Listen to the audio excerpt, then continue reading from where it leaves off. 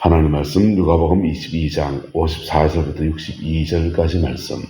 예수를 잡아 끌고 대제사장의 집으로 들어갈새 베드로가 멀찍이 따라가니라.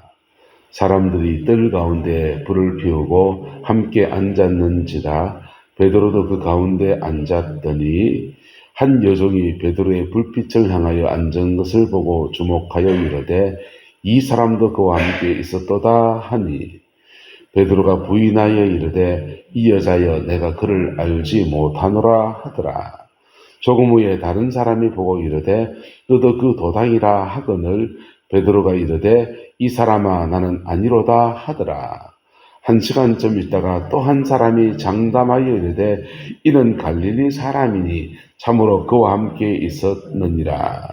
베드로가 이르되 이 사람아 나는 내가 하는 말을 알지 못하노라 하고 아직 말하고 있을 때 닭이 곧 울더라. 주께서 돌이켜 베드로를 보시니 베드로가 주의 말씀 곧 오늘 닭 울기 전에 내가 3번 나를 부인하리라 했음이 생각나서 감기겠습니다. 밖에 나가서 심히 통곡하니라. 아멘. 예수님이 겟세마네 동산에서 잡혔을 때 다른 제자들은 다 도망을 갔습니다. 이게 베드로, 야고보, 요한 3명이 따라갔는데 야고보는 어떻게 했는지 몰라요. 요한과 베드로가 예수님 가는 행적에 뒤따라서 이렇게 미행을 하듯이 따라갔습니다. 사도 요한은 대제사장과 친척 가문입니다. 레위 지파예요. 예수님의 가계를 보면 어머니 마리아는 레위 지파 제사장 가문입니다. 그리고 세례 요한의 가문이 제사장 가문이고 해서 예수님의 어머니하고 세례 요한의 어머니하고 친척간이고요. 예수님과 세례 요한도 친척간이고 요한과 야고보도 예수님과 외가족 친척간입니다. 그래서 요한은 이제 대제사장 뜰에 들어가면 거기 이제 삼촌 고모 이런 사이들이니까 들어가서 안쪽까지 들어가서 예수님 신문 받는 자리 그 가까이 가서 어떻게 되는가 가만히 볼 수 있습니다. 가족이어서. 베드로는요 친척이 아니에요. 그래서 멀찍이 따라가다가 바깥 뜰에 지금 있는 것입니다. 뜰 가운데 불을 피우고서 밤에 추우니까 바깥에 있는데 한 데서 이제 추우니까 불 피워 있는데 베드로 그 가운데 불 쬐고 이렇게 있는 것입니다. 불 쬐고 있는데 그 어둑어둑한 여정에 베드로 행색을 본 한 여종이, 여자들은 눈썰미가 좀 남다르지 않습니까? 저는 봐도 이렇게 모르는데, 아스님 집사람이 여보 어디 어때? 좋은데 좀 이따 다른 데 데리고 가서 이거 어때? 그거 좋은데 아까 거 이거 비교하면 어느 게 더 좋아? 몰라요. 뭔 말을 해야 돼요. 아까 게 더 좋았어 라고 말을 해줘야 됩니다. 지금 게 더 좋아. 그냥 깬떱니다. 눈썰미가 별로 없어요. 그런데 여종이 눈썰미가 있죠. 그래서 어둑어둑한 불빛에 비치는 베드로 행색을 보고서 말하기를, 주목하여 자세히 보고서는 말하기를 이 사람도 그와 함께 있었도다 라고 지금 말한 겁니다.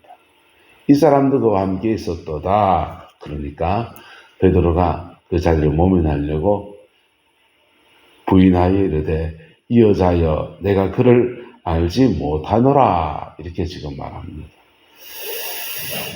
좀 이따가 또 다른 사람이 또 말합니다. 이 여자가 말했겠죠. 아마 좀 맞는 것 같은데 맞는데. 그러니까 또 다른 사람이 와서 말하기를 너도 그 도당이다 그렇게 말하니까 베드로가 이르되 이 사람은 나는 아니라 이렇게 말했다는 겁니다. 2번 그렇게 말했습니다. 1시간쯤 또 있다가 또 한 사람이 장담해서 말했다. 내 손에 장을 지지는데 너 갈릴리 사람이구만. 우리 서울 가면은 경상도 사람과 전라도 사람들이 티가 날까요 안 날까요? 예. 경상도 사람은 혼자 떠들고 앉아 있습니다.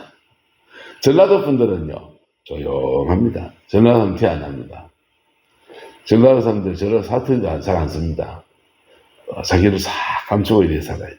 충청도 사람들은요 속을 잘 모르죠. 이게 지방색이 참 묘하게 그래 되어 있습니다. 충청도 분들은 그냥 이렇게 자기 표현을 잘 안 하고, 전라도 사람들은요, 자기를 감춥니다. 전라도 사람이라는 사람이 이렇게 딱지가 붙는 순간 출세길이 막힌다. 그래서 작년 정부의 지난 정부 한덕수 총리가 전라도 분이잖아요. 그런데 그 전라도 분이신데 고등학교 때인가 전학을 서울로 갔어요.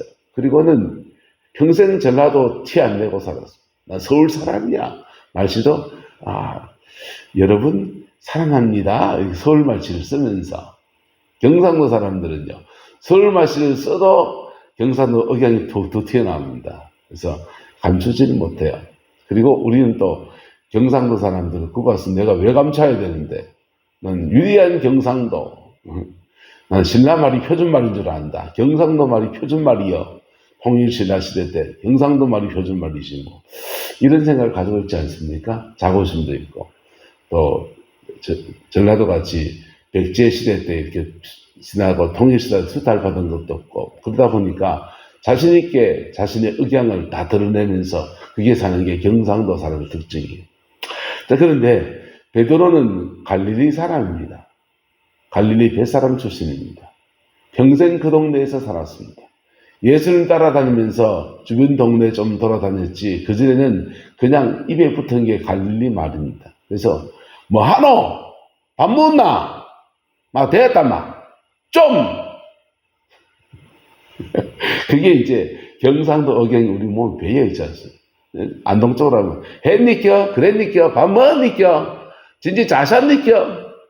껴 붙어 있지 않습니까? 이 베드로는 그렇습니다.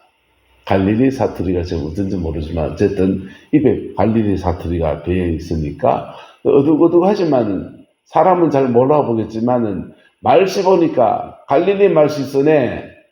그러니까 그와 함께 있었으니까 그랬었지. 너 그 사람 맞잖아. 그럴 때 베드로가 이 사람아 나는 내가 하는 말을 알지 못하노라 할 때 요 말이 다른 본문에서는 저주하며 가로되 이렇게 했습니다. 예수님이 베드로가 예수님을 저주했다. 마지막으로 저주하며 부인 절대 모르고 내가 뭐 장을 치진다, 내 목숨을 건다, 뭐 이런 얘기겠죠. 그러고 있을 때 닭이 곧 울더라. 그렇습니다. 닭이 곧 울더라. 닭 울기 전에 3번 나를 부인하리라 그랬는데 닭이 곧 울었다. 근데 베드로는 그때도 내가 주님을 부인하고 있다라는 것을 몰랐어요. 왜? 정신이 없거든요. 살아남아야 되겠다. 본능이 그냥 확 가슴을 잡고 있으니까. 근데 이때 61절에 주께서 돌이켜 누구를 보시니 베드로를 보셨다 했어요. 베드로를 보셨다 했습니다. 예수님과 베드로가 눈이 다 마주쳤습니다. 아이 컨택이 됐습니다. 딱 보니까 베드로가 그때 주의 말씀, 곧 오늘 닭 울기 전에 내가 3번 나를 부인하리라 함이 생각이 났다 했습니다. 살아야 되겠다는 본능 때문에 부인하고 저주하고 막 그냥 극단적으로 막 살기 위해서 뭐든지 할 수 있는 게 인간이라는 거잖아요. 인간은 본질적으로 굉장히 이기적이에요. 이기적인데 왜 이만큼 문명을 이루고 있느냐? 이기적인데 법을 만들어 놨어요. 공정한 경쟁의 룰을 만들어 놨습니다. 그래서 이기적인 것이 자기한테 이득이 되고 남에게도 이득이 되는 구도로 인간의 삶의 설계는 되어 있습니다. 자, 제가 만약에 교회 목사가 아니고 교실이라고 합시다. 그리고 학원이라고 합시다. 학원 강사예요, 제가. 근데 학원 강사 제가 제일 잘 가르쳐. 그래서 카메라 막 돌리면서 막 찍습니다. 그런 학생들은 잘 가르치는 선생님 밑에서 배우려고 나란히 줄 섰습니다. 그러면 저는 뭘 많이 받고 잘 가르칠수록 돈을 많이 벌고 학생들은 좋은 교육을 받고 그래서 공무원 시험 합격에 툭툭툭툭 붙고 그럼 일타 강사 되는 거죠. 내가 잘하면 잘할수록 내한테도 유익이 되고 그것이 공리적으로 다른 사람에게도 유익이 되는 구도로 이 자본주의는 세팅이 되어 있습니다. 그러니까 이만한 내가 잘하면 잘할수록 나한테도 복이 되고 너한테도 복이 되는 사회 구조를 만들어 놨더니 세계 경제, 나라 이렇게 발전하는 거예요. 쿠바를 처음 만든 공산주의자들은 정말 사회주의자였습니다.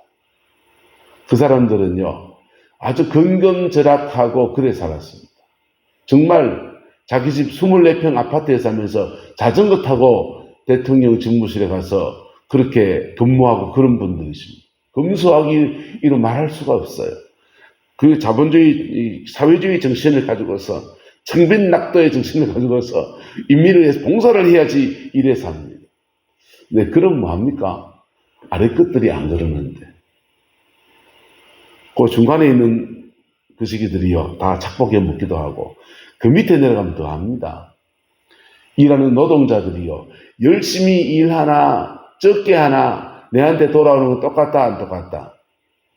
무산대중 공산주의 시대니까 똑같은 겁니다. 내가 열심히 수고해도 내한테 한 달에 70만 원 준다면 70만 원. 열심히 안 해도 70만 원. 열심히 할까요, 안 할까요? 인센티브가 없어요. 안 하는 겁니다. 점점 더 하향 평준화가 되어지는 거예요. 인간이 가지고 있는 이기심의 발로입니다. 내 열심히 수고한 분들 뭐 자만 잘 되는데 뭐. 그리고는 이제 하향 평준화가 돼요. 네. 쿠바 같은데 의료 이런 것들 굉장히 쌉니다. 대신에 의사 월급이 적지요. 그러니까 의사들 열심히 할까요, 안 할까요? 안 하죠. 생명을 살리는 소맥을 쳐가지고 열심히 해야지. 그렇지 않습니다. 안타깝게도 이 자본주의 논리가 교회 안에도 들어와 있어요. 교회 안에 들어와 있어서 목회를 훌륭하게 참 성실하게 목회하신 분들이 그렇게 목회를 열심히 하면 사례비를 많이 받고 저같이 좀 그하면 좀 그렇고 이게 교회 안에도 들어와 있는 모습이 있죠. 어쨌든 인간은 이렇게 본질적으로 이기적이에요. 생명의 문제에 딱 걸리면요, 니는 죽어도 나는 살아야 되겠다. 이게 인간의 모습입니다. 베드로가 지금 자기 목숨의 위기 앞에서 3번 주님을 부인하고서 마지막 저주하고서 그냥 극단적으로 막 달려가고 있는 겁니다. 여기서 한 발 더 나가면 뭔 짓을 할지도 몰라요. 첫 번째 채찍으로 예수를 뚜렷 패면은 너 아닌 거 인정할게. 그럼 채찍을 예수를 펼 수도 있는 것이 인간입니다. 그때 그 고비에서 주님의 간섭하심이 있습니다. 우리도 인기적인 사람들이에요. 다 돈 좋아하고요. 다 본질적으로 내 새끼 챙기고요. 인간의 이기심이 발견되지 않는 장소가 자녀들입니다. 가족 안에서는. 그런데 주님은 이 고비에서 베드로를 보셨다 했습니다. 저와 여러분들에게 이런 주님의 간섭하심이 늘 있음을 인해서 여호와를 찬양합니다. 이 간섭하심이 때로는 주님의 눈길로도 오고요. 말씀으로도 오고요. 이 간섭하심이 때로는 찬송 한 소절에 있기도 하고요.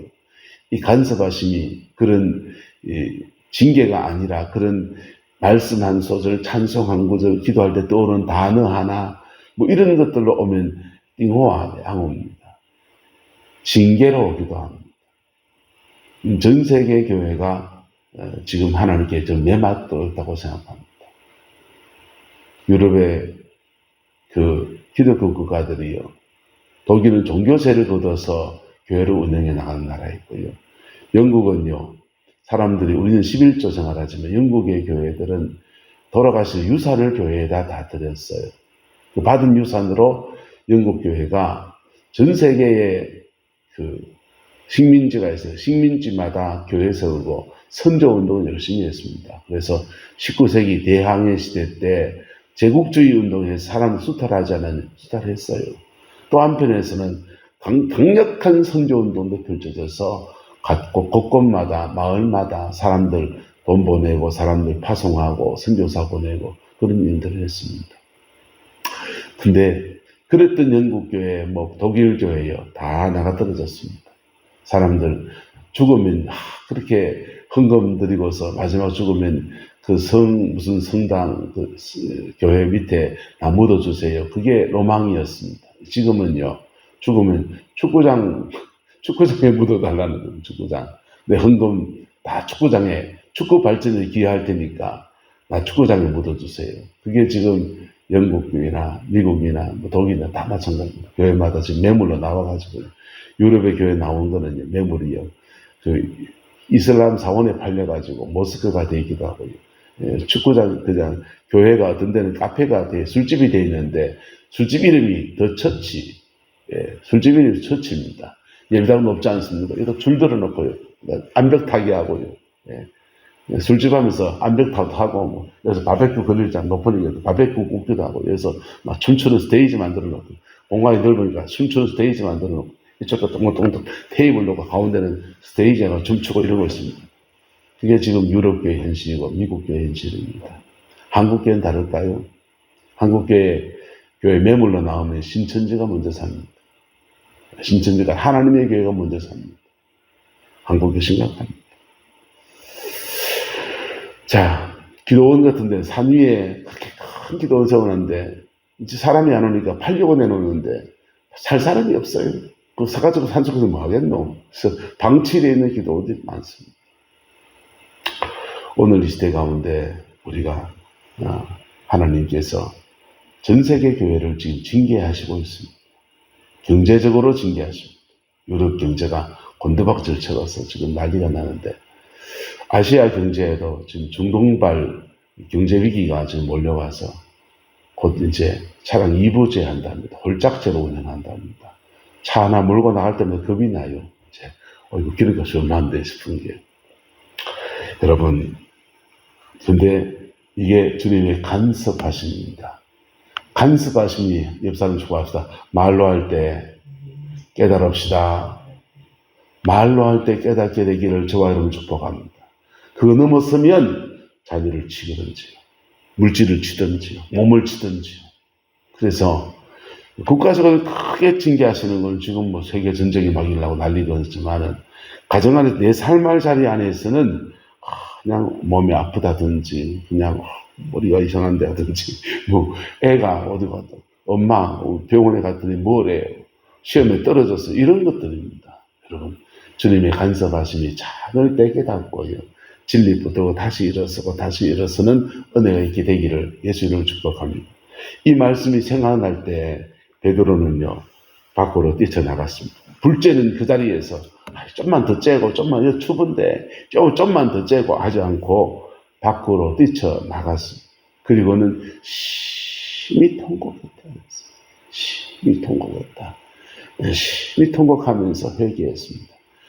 가룟 유다도 예수님께서 그릇에 손을 넣는 자 그니라 성만찬 떡을 행해 줄 때 밖으로 뛰쳐나갔습니다. 그때 심히 통곡을